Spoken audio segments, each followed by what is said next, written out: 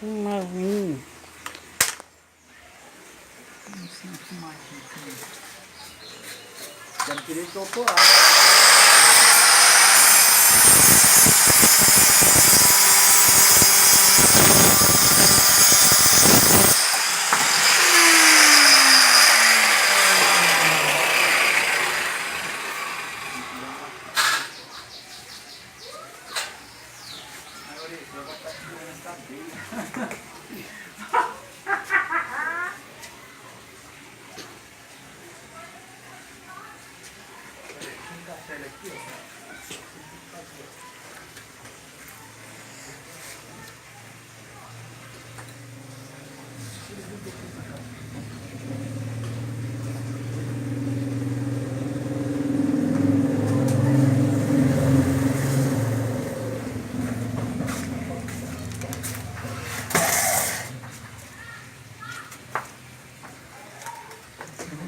Tá só filmando só você, assim, não vai ser sozinho.